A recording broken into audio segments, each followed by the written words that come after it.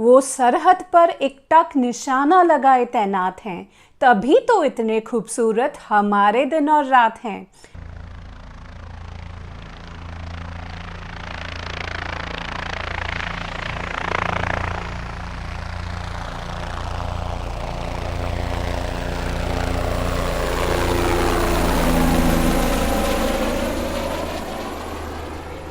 Hello and welcome. आज toys पिटारा में ये वीडियो स्पेशली डेडिकेटेड है हमारे देश के हर उस सोल्जर को जो अपना सब कुछ छोड़कर दिन रात देश की सुरक्षा में जुटा है।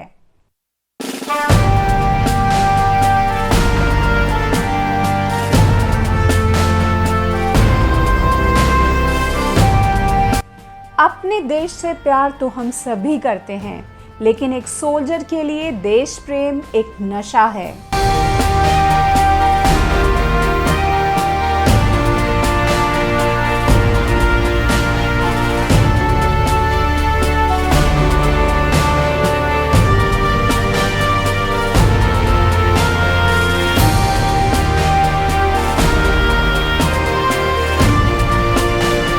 एक सोल्जर का पहला प्यार है उसकी rifle.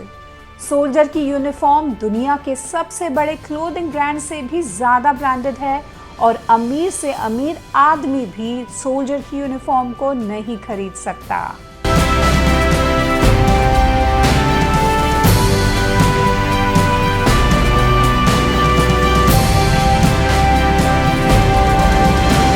Absolute discipline, bravery and sacrifice, ये एक सोल्जर को हम सबसे अलग बनाता है। और जब बात वॉर की आती है तो देश को बचाने के लिए एक सोल्जर ही सबसे आगे आता है।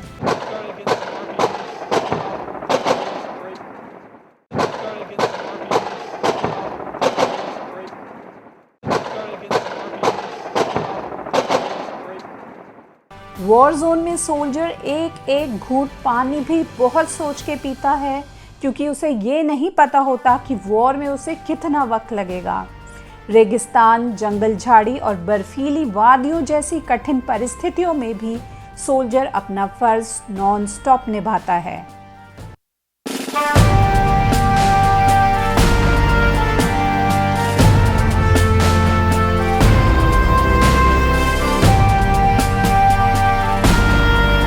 और केवल इतना ही नहीं, सोल्जर हमारे देश पर आने वाली हर मुसीबत के समय भी मदद के लिए हमेशा तैयार रहता है।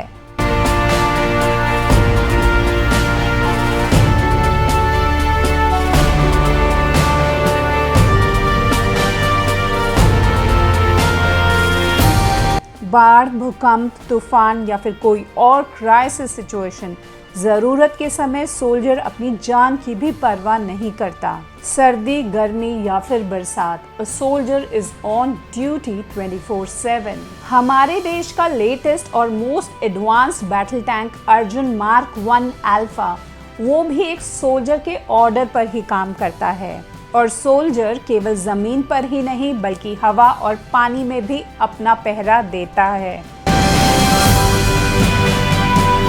तो बात चाहे हवा के deadliest fighter jet Sukhoi Su-30 की हो या फिर पानी में 44,500 टन वेट के INS विक्रमादित्य वॉरशिप की, वो एक सोल्जर ही तो है जिसकी वजह से इतनी एडवांस्ड बैटल टेक्नोलॉजीज का इस्तेमाल कर देश की रक्षा की जाती है।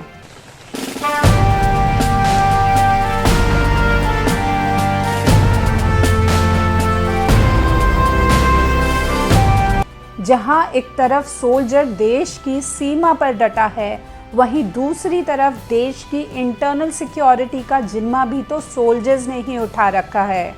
हमारे देश से नक्सलिज्म को खत्म करने के लिए कितने ही जाबाज सैनिकों ने अपनी जान की बाजी तक लगा दी।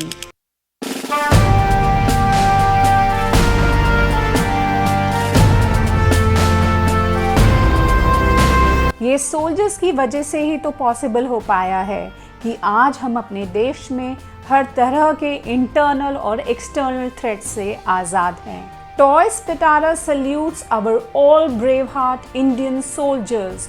जय हिंद।